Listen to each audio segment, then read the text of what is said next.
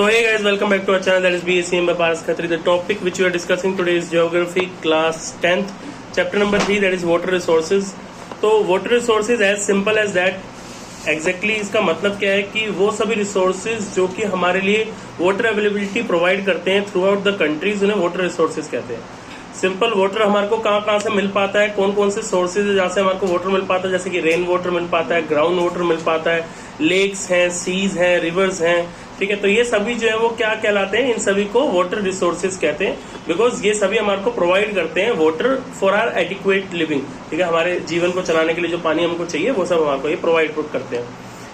अगर हम कुछ फैक्ट्स की बात करें इंडिया के वाटर चैनलाइजिंग की, तो पूरे वर्ल्ड का जो वर्ल्ड में लगभग जो 96.5% जो वाटर है वो ओशियंस के अंदर है. ठीक है, अगर पूरे वर्ल्ड में 100% पानी है तो उसमें से लगभग 96.5% पानी वाटर जो है वो ओशियंस के अंदर है.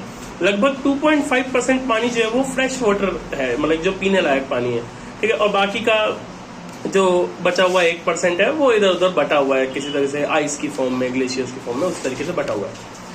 इसके अलावा इंडिया को लगभग वर्ल्ड की सिर्फ 4% ही प्रेसिपिटेशन मिल पाती है. प्रेसिपिटेशन से मतलब क्या होता है, बारिश. तो जो पूरे वर्ल्ड में जितनी बारिश होती है उसकी लगभग 4% बारिश जो है वो इंडिया में होती है.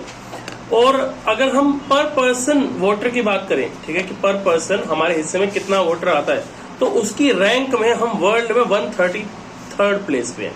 ठीक है, 133वें स्थान पर है हम लोग, अगर हम पर पर्सन वाटर की बात करें कि हर इंसान के हिस्से में कितना पानी आता है उसके हिसाब से. इसके अलावा ये माना जाता है कि 2025 तक इंडिया में लगभग बहुत सारी ऐसी सिटीज होंगी, मेजर सिटीज, मेजर स्टेट्स होंगी जो कि स्कार्सिटी ऑफ वाटर से परेशान हो जाएंगी. ठीक है, और 2025 कोई दूर भी नहीं है, बस ये साल छोड़ के अगले से अगला. ठीक है ना, तो जो है वो 2025 तक लगभग मेजर जो सिटीज होंगी इंडिया की, जो मेजर जो स्टेट्स होंगी, उन सबके अंदर वाटर स्कार्सिटी एक मेजर प्रॉब्लम बन जाएगी. इसके अलावा वाटर रिसोर्सेज का एक्सप्लॉयटेशन होता क्यों है, तो वाटर रिसोर्सेज का जो एक्सप्लॉयटेशन होता है वो ज्यादातर इसीलिए होता है क्योंकि जो इरिगेटेड एरियाज है वो एक्सपैंड करने की वजह से, मतलब कि ज्यादा खेतों में पानी देने की वजह से, खेती वाले जो स्थान है उनको ज्यादा बढ़ा देने की वजह से, या फिर ड्राई सीजन एग्रीकल्चर की वजह से. ड्राई सीजन एग्रीकल्चर से मतलब है कि जिन मौसम में मॉनसून ऐसे ही निकल जाता है बारिश के बिना. कई बार ऐसा होता है ना, मॉनसून आया बारिश ही नहीं आई, तो वो जब ऐसे ही निकल जाता है तो उसे ड्राई सीजन बोलते हैं. तो उसमें जो की गई खेती है उससे जो है वो क्या होता है, उससे जब अगली बार कभी बारिश आएगी ना तो पहले के मुकाबले 4 गुना ज्यादा पानी की जरूरत पड़ेगी, क्योंकि जमीन की जो बिल्कुल नमी है वो बिल्कुल सूख जाती है. इसके अलावा क्या है, इसके अलावा और रीजन है एक्सेसिव इंडस्ट्रियलाइजेशन. ठीक है, इंडस्ट्रियलाइजेशन दिन बर दिन बढ़ता चला जा रहा है. अब आप खुद सोचो कौन सी ऐसी इंडस्ट्री है, कौन सा ऐसा काम है जिसमें पानी यूज नहीं होता होगा. हर इंडस्ट्री के अंदर चाहे थोड़ा चाहिए चाहे ज्यादा चाहिए, पानी तो चाहिए चाहिए. तो जैसे जैसे रैपिड इंडस्ट्रियलाइजेशन हो रहा है, इंडस्ट्रियलाइजेशन बढ़ रहा है, उसी तरीके से पानी की रिक्वायरमेंट बढ़ रही है. अर्बनाइजेशन ने प्रॉब्लम को और ज्यादा वर्स कर दिया है. ठीक है, अर्बनाइजेशन मतलब शहरीकरण. ठीक है, शहर बढ़ते चले जा रहे हैं, जैसे जैसे शहर बढ़ते चले जाएंगे पानी की रिक्वायरमेंट और ज्यादा होती जाएगी. पॉपुलेशन एक बहुत बड़ा रीजन है. पॉपुलेशन जितनी ज्यादा होती चली जा रही है उतनी ज्यादा पानी की रिक्वायरमेंट पड़ रही है. तो इसकी वजह से वो क्या है, जो फ्रेश वाटर रिसोर्सेज है हमारे, उसके ऊपर खूब प्रेशर पड़ता है. इस सबसे जो वाटर बॉडीज है वो पॉल्यूट हो रही है. इसके अलावा एक तो हमारा वैसे ही पानी पीने के लिए कम है, ऊपर से जो पानी अवेलेबल है वो भी पॉल्यूट होता चला जा रहा है इंडस्ट्रियल वेस्ट से. ठीक है ना, बहुत सारी इंडस्ट्रीज अपने वेस्ट को पानी में ही छोड़ देती है और वो हार्मफुल है, पॉइजनस है, जिससे कि नुकसान और ज्यादा बढ़ रहा है. इसके अलावा केमिकल्स, पेस्टिसाइड्स, फर्टिलाइजर्स जो खेत में डाले जा रहे हैं वो सब बहकर कहाँ जाएंगे, वो सब बह करके पानी में ही तो जाएंगे, मतलब जो साथ में जो नहर जा रही है उसमें ही तो जाएंगे, है ना. अब खेतों के अंदर इतने हार्मफुल पेस्टिसाइड्स डाले जाते हैं, इंसेक्टिसाइड्स डाले जाते हैं, फर्टिलाइजर डाले जाते हैं क्या, ये सब केमिकल से ही तो बने. ये हार्मफुल केमिकल जैसे ही हम खेतों में पानी डालते हैं वो सब खेतों के थ्रू बहते हुए नदियों के अंदर चले जाते हैं. ठीक है, नदियों से ओशियंस के अंदर चले जाते हैं. तो इस तरीके से दिक्कत है. तो फर्स्ट सेंचुरी में जो BC श्री गणवेरपुरा था, ठीक है, इलाहाबाद के पास में, उसे जो है वो वाटर हार्वेस्टिंग सिस्टम जो है वो सबसे पहले यहाँ पे बनाया गया था. ठीक है, रिवर गंगा के लिए. ये वाटर हार्वेस्टिंग सिस्टम होता क्या है, तो पानी को बचाना फ्यूचर के लिए वाटर हार्वेस्टिंग कहलाता है.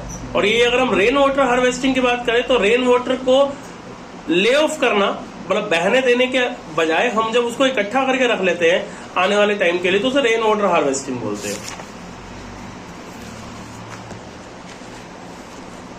तो डैम्स क्या होते हैं?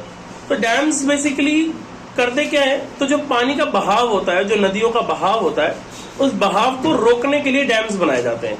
ठीक है, नदियों का जो बहाव होता है उसको रोकने के लिए डैम्स यानी कि बांध बनाए जाते हैं। ये करते क्या है, तो ये नीचे से ऐसे मोटे होते हैं, ऊपर आते जाते ऐसे पतले होते चले जाते हैं। ठीक है, क्योंकि नीचे प्रेशर ज्यादा पड़ेगा। तो अब क्या है, यहाँ से नदी बह रही थी, नॉर्मली है कि यहाँ से नदी बह रही थी, अब यहाँ पे मैंने एक डैम बना दिया बड़ा था, तो वो क्या, नदी का पानी अब इधर जाने की बजाय यहाँ पर एक रुकता चला जाएगा। और कब तक रुकता चला जाएगा? जब तक यहाँ तक ये पूरा लेवल तक नहीं आ जाता। ठीक है ना, तो उतना बड़े डैम बनाए जाते हैं। और कोई छोटे मोटे जो बहुत हाई डैम बनाए जाते हैं कि जनरली कभी वो ओवरफ्लो होते नहीं है। ठीक है, हमेशा वहीं तक रुक के रह जाता है पानी। इससे होता क्या है, इससे बेनिफिट क्या है जब आप इस तरीके से करते हो? तो इससे होता क्या है, इससे होता ये है कि जब आप यहाँ पर पानी आपने इकट्ठा कर लिया, तो अभी तक प्रॉब्लम क्या थी? अभी तक आपकी प्रॉब्लम ये थी यार कि ना नदी आती है पर नदी थोड़े टाइम बाद सूख जाती है। तो जैसे वो सूखती है तो अब जिस बंदे का खेत है नदी के किनारे, उसको पानी कैसे मिलेगा? तो उसे पानी मिल नहीं पाता है ना, ये प्रॉब्लम आती है। तो इससे क्या होता है, इससे क्या करते हैं, ये जो डैम्स होते हैं ना, उनके शटर्स बनाए जाते हैं, मतलब आसान भाषा में इनके गेट्स बनाए जाते हैं। वो गेट्स को थोड़ा थोड़ा करके खोल, जब पानी की जरूरत है गेट को खोला, पानी निकाला, सबको पहुंच गया, बंद कर दिया, फिर खोला, फिर पानी निकाला, फिर बंद कर दिया। तो इस तरीके से पानी की रिक्वायरमेंट को पूरा करते जाते हैं। इसके अलावा ये एक मेजरली यूज होता है किसमें, ये जो है वो मतलब कि इलेक्ट्रिसिटी बनाने के अंदर यूज होता है। ठीक है, तो हाइड्रो पावर बनाने के लिए यूज होता है। तो करते क्या है, जहां पे मान लो इनका शटर है, ये शटर है यहाँ पे, ठीक है, गेट है उसका, इसी के नीचे यहाँ पे एक टरबाइन लगा दी। टरबाइन क्या होती है, ऐसे घूमता हुआ, आसान भाषा में जैसे ये एग्जॉस्ट फैन दिख रहा है, ये समझ लो ये इसी तरीके की टरबाइन होती है। तो यहाँ से ऐसे जब इस टरबाइन के ऊपर पानी पड़ेगा, तो आप खुद सोचो, ये मैंने पंखुड़ी यहाँ लगा दूं और ऊपर से यहाँ पे बोतल से पानी डालू, तो ये हिलने लग जाएगी ना ऐसे ऐसे। तो जब ये हिलती है ना, तो आपने अभी उसमें पढ़ा है, मतलब कि साइंस में पढ़ा है जनरेटर का कंसेप्ट। ठीक है, हालांकि टॉपिक पता नहीं आपके में था नहीं था, जो भी है, तो जनरेटर का कंसेप्ट पढ़ा है। जनरेटर के कंसेप्ट में क्या होता है, जनरेटर के कंसेप्ट में ये होता है कि जब कोई चीज मोशन में होती है ना, तो वो इलेक्ट्रिसिटी जनरेट करती है। ठीक है, अब वो जब टरबाइन मोशन में आएगी तो क्या करेगी, इलेक्ट्रिसिटी जनरेट करेगी, और वही इलेक्ट्रिसिटी को हम यूज कर लेंगे। तो इस तरीके से ये डैम की मदद से हाइड्रो पावर भी जनरेट की जाती है। ठीक है ना, इसके अलावा फिश ब्रीडिंग के लिए भी काम आता है ये। अब भाई आप देखो, वो जो पूरा भरा हुआ डैम का पानी है, उसमें हम मछलियां भी तो पाल सकते हैं, है ना, तो उसमें मछलियां पाल ली जाती है, फिश ब्रीडिंग कर ली जाती है उसके अंदर। ठीक है, इससे एक चीज और क्या होती है सबसे बढ़िया, फ्लड कंट्रोल हो जाता है ना। फ्लड कैसे कंट्रोल हो जाता है, पहले क्या होता था, पानी बह रहा है नदी का, जब बारिश के दिनों में वो नदी का पानी का जो स्तर होता था वो बढ़ जाता था, और सारा पानी गांव में, शहरों में आ जाता था, तो उसकी वजह से फ्लड आ जाता था, बाढ़ आ जाती थी। उसको भी इससे कंट्रोल किया जा सकता है। कैसे भाई, डैम की तो कैपेसिटी बहुत ज्यादा है। जनरली आप देखो, अगर डैम इतना बड़ा है ना, तो पानी सिर्फ इतना ही होता है उसमें, इससे ज्यादा ऊपर नहीं जा पाता, मतलब इतने बड़े डैम्स बनाए जाते हैं। तो अगर बारिश का पानी आने से इतना भी हो जाए या इतना भी हो जाए, लेकिन वो भी इसको पार नहीं कर पाएगा, इतना नहीं हो पाएगा, तो दिस मीन्स कि फ्लड कंट्रोल कर लिया ना अपने इस तरीके से, तो इस तरीके से जो है वो बेनिफिट हो सकता है।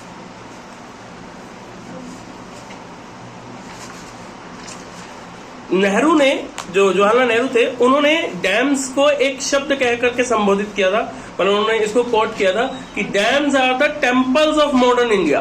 ठीक है, कि ये मंदिर से कम नहीं है। क्यों, जैसे मंदिर में आप जाकर के भगवान से जो भी मांगो आपको मिल जाता है।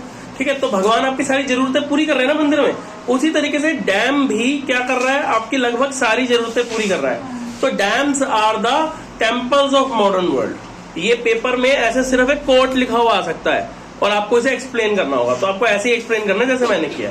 पहले ऐसे ये चीज बता देना कि भाई जैसे when we go to a temple, ठीक है, we expect God to fulfil all our desires. ठीक है, same way if you look at the dams, they also fulfil all our desires. ठीक है ना, so we can conclude that dams are the temples of modern world। और फिर नीचे आप dams के बेनिफिट बता सकते हो, जो भी बताए कि क्या क्या क्या कर सकते हो, इरिगेशन कर सकते हो, खेतों में पानी जा सकता है, बिजली बना सकते हो, हाइड्रो पावर बना सकते हो। ठीक है, फिर उसके अलावा फ्लड कंट्रोल हो सकता है, फिश ब्रीडिंग कर सकते हो। ठीक है, तो इस तरीके से चीजें कर सकते हो आप। अपना ये जो इन्हीं को मल्टीपर्पस रिवर प्रोजेक्ट भी कहा जाता है। डैम्स को ही मल्टीपर्पस रिवर प्रोजेक्ट भी कहा जाता है। ठीक है, तो ये जो डैम्स है, अब हो सकता है आपसे क्वेश्चन में डैम ना बोले, आपसे डायरेक्ट पूछे मल्टीपर्पस जो ये रिवर प्रोजेक्ट्स है इनके बारे में बताओ, इनके बेनिफिट बताओ, तो अल्टीमेटली वो आपसे पूछ क्या रहे हैं, डैम्स के बारे में पूछ रहे हैं, तो आपको जवाब डैम्स का ही देना है उन्हें। तो अब ये जो मल्टीपर्पज रिवर प्रोजेक्ट होते हैं इनकी पहले क्रिटिसिज्म समझते हैं। क्रिटिसिज्म मतलब देखो जब किसी चीज का बेनिफिट होता है ना तो उसका कुछ ना कुछ नुकसान भी जरूर हो रहा होता है, मतलब हमारे को समझने की जरूरत होती है। तो समझते हैं कि डैम्स से प्रॉब्लम क्या होती है, नुकसान क्या है। सबसे पहले तो प्रॉब्लम ये है कि देखो इससे ये प्रॉब्लम होती है कि जो रिजर्वर्स है ना वो उनसे जब पानी छोड़ा जाता है तो क्या है, देखो अब ऐसे चीज समझो, एक है पानी नॉर्मल अपनी स्पीड से बह रहा है जैसे कि रिवर से बहता है, एक है कि वो कोई हाई प्रेशर से तेजी से नीचे आते हुए बह रहा है। तो जब डैम के गेट्स ओपन होते हैं ना तो पानी वहां पर बहुत टाइम से इकट्ठा पड़ा होता है, तो बहुत ही प्रेशर के साथ में निकल के जाता है। तो जब वो बहुत प्रेशर के साथ में निकल के जाता है तो जितना मर्जी कंट्रोल्ड वे में छोड़ा जाए वो जैसे ही खेतों तक पहुंचता है तो जो फसलें होती है उसको देखो ऐसे समझो। मैं आपको एक एग्जांपल देता हूँ, आपने अगर कभी कोई खेत देखा हो, नहीं देखा हो तो घर में एग्जांपल ट्राई करके देखना। घर में ना मेथी के दाने किसी गमले में डाल देना, बहुत जल्दी फूट जाते हैं, 4-5 दिन में तो आपको इतनी इतनी मेथी दिखने भी लग जाएगी, ठीक है ना। फिर क्या करना, एग्जाम्पल करना, एक तो करना आराम से हल्के से उसमें पानी छोड़ना, तो वो उसके नीचे नीचे नीचे नीचे पानी फैल जाएगा, आपकी मेथी बढ़िया उगती रहेगी। एक क्या करना, बाल्टी भरना बिल्कुल, ठीक है, या फिर डब्बा भरना, ऊपर से ऐसा पानी डाल देना उसके ऊपर, तो पूरी जो मेथी की फसल होगी ना वैसे बैठ जाएगी, चपटी हो जाएगी, मतलब कि आपने फसल बर्बाद कर दी। यही सेम चीज खेतों में डैम के पानी की वजह से होता है, क्योंकि जब हाई प्रेशर में बहुत तेजी से पानी आता है ना खेतों के अंदर तो वो जो फसलें खड़ी होती हैं उनको बिल्कुल लेटा देता है। कई फसलों की रूट्स टूट जाती हैं, कईयों की स्टेम टूट जाती है, तो अल्टीमेटली वो बर्बाद हो जाती है ना।